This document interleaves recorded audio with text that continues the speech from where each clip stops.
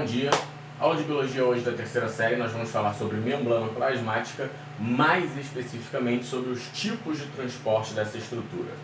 Esse conteúdo está no capítulo 2 da apostila, página 17, 18 e 19. Então, gente, antes de começar a aula, já fica aqui o pedido da atividade devolutiva número 1 relacionada ao capítulo 2. Por que eu estou pedindo antes? Porque tem tudo a ver com a aula de hoje. Eu quero que vocês expliquem, descrevam todos os tipos de transportes que a membrana pode fazer. Quais são especificamente os tipos de transportes que eu quero que vocês descrevam? Transporte passivo, transporte ativo e transporte facilitado, ok? Somente esses três tipos de transporte. Nós vamos falar um pouco também de osmose, mas não precisa falar de osmose na AD, ok? Só transporte passivo, ativo e facilitado, ok? Então, vamos lá. A gente sabe o que é uma membrana citoplasmática, né? A gente sabe que toda célula vai possuir a membrana, seja a célula eucariótica, seja a célula procariótica. Dentro de células eucarióticas, a gente sabe que tanto a vegetal como a animal vão apresentar membrana plasmática. E aí, a gente sabe que dentre as diversas funções da membrana plasmática, uma das funções e uma das principais funções dela é ela selecionar o que entra e o que sai da célula, ok? E aí é justamente esta função que nos interessa hoje. Como que isso funciona? Porque esta entrada e saída de substâncias da célula não deixa de ser um tipo de transporte de substâncias. A gente sabe que a membrana ela é seletiva, ou seja, ela escolhe o que entra e escolhe o que sai. Obviamente, isso quando tudo está correndo naturalmente, de forma, podemos dizer, normal, né, no organismo. Obviamente que quando um vírus invade uma célula, aquele mecanismo foi burlado para que aconteça, mas se nada de errado estiver acontecendo, a membrana tem total poder sobre o que entra e o que sai da célula. E aí existem mecanismos, existem três tipos de transporte: o passivo, o ativo e o facilitado. Os alunos acham que são bichos de sete cabeças, porém, se conseguir compreender o básico, vocês conseguem explicar, conseguem decifrar perfeitamente quais são os tipos, né, de transporte, conseguem identificar qual é o tipo de transporte que está acontecendo no momento. Vamos começar com o tipo de transporte passivo. O nome já diz passivo. Se é passivo, é porque não tem gasto de energia, gente. Se não tem gasto de energia, eu não estou gastando ATP para que ocorra este transporte. Vamos dar um exemplo. Se, por exemplo, eu quero mandar para dentro da célula uma substância X, vamos dizer que eu queira mandar para dentro da célula, vamos botar uma substância ilusória, cálcio. E aí, para que eu mande cálcio para dentro da célula, eu tenho que fazer esse transporte através de um transporte passivo, que é o exemplo que eu quero dar. Para que este transporte seja considerado passivo, não pode haver gasto de energia. Para não haver gasto de energia, nós temos que respeitar um gradiente de concentração, física pura. Se eu tenho mais substância do lado de fora da célula e menos do lado de dentro, as coisas tendem a se mover da onde tem maior concentração para onde tem menor concentração. Logo, se está se movendo a favor de um gradiente de concentração, o que significa a favor de um gradiente de concentração? Da onde tem maior concentração para onde tem menor concentração. Eu não tive gasto de energia. Se eu não tive gasto de energia, porque respeitei o gradiente de concentração, o que aconteceu? Transporte passivo, ok? Então, o transporte passivo é bem fácil da gente compreender. Beleza, separamos o transporte passivo. Agora vamos para o transporte ativo. O transporte ativo também é bem simples da gente compreender. É o oposto. Vamos dizer que eu queira mandar o cálcio para dentro da célula, só que do lado de fora da célula tem menos cálcio do que lá dentro, mas eu quero mandar mais cálcio para dentro da célula.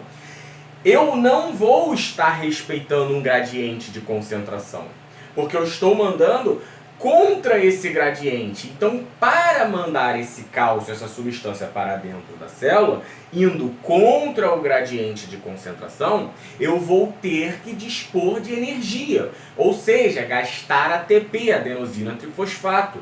Então, é um transporte ativo, porque eu gastei energia para fazer, tá? Simples.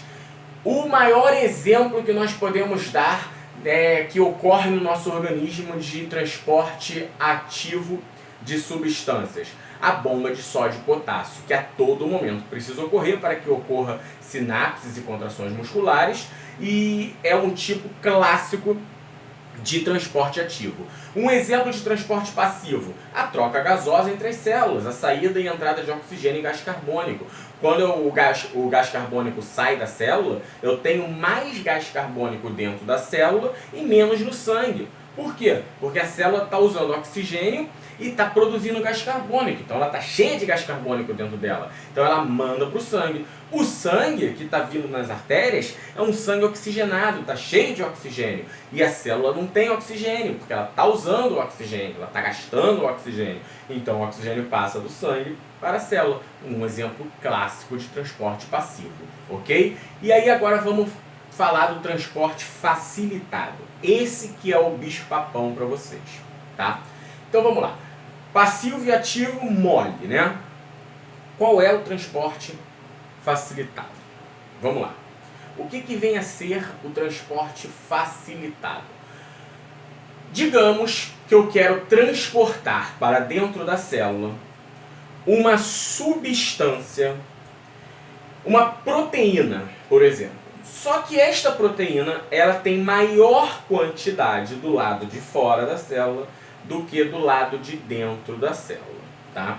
Ou seja, se eu quero botar para fora, para dentro, e tem mais do lado de fora, eu estou respeitando um gradiente de concentração. Não estou? Estou. Logo, transporte de fusão passiva, ou seja, transporte passivo, não gasta energia.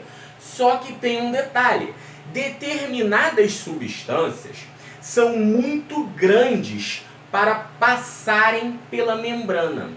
Então elas necessitam de auxílios de proteínas que estão associadas à membrana plasmática.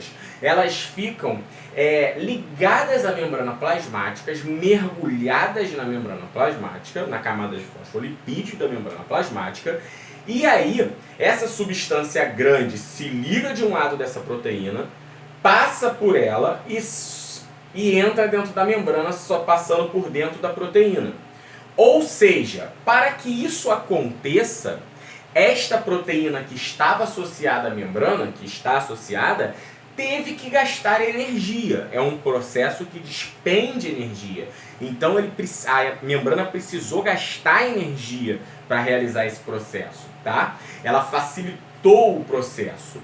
Só que o nome é transporte facilitado, difusão facilitada, tá? Só que a grande pergunta, a pegadinha é: o transporte facilitado, a difusão facilitada, ela tem gasto de energia ou não? E aí que tá a pegadinha. Vamos lá, se a gente parar para pensar que ela gasta ATP, ela tem gasto de energia sim. Só que se a gente parar para pensar na regrinha da física, de que ela respeita o gradiente de concentração, que ela vai da onde tem maior concentração para onde tem menor concentração, ela não tem gasto de energia. Então é uma discussão eterna. Porém, para biologia, para vestibular, vocês têm que dizer que não tem gasto de energia. Então, transporte facilitado ou difusão facilitada, apesar da gente saber que gasta-se ATP, que gasta-se energia para que a proteína que está associada à membrana facilite essa substância que é grande, que não consegue passar sozinha pela membrana, passe por ela e entre, a gente diz que não há gasto de energia, que não é um transporte ativo, porém a gente sabe que tem. Então, por isso a gente diz também que não é um transporte passivo. A gente fala que é um transporte facilitado, sem gasto de energia, ok? Porque respeita o gradiente de concentração. Então, a justificativa, caso necessite você explicar, é porque respeita o gradiente de concentração, tá bem? E aí eu falei para vocês que eu ia falar sobre osmose. Osmose eu vou falar muito pouco, que não é o nosso objetivo.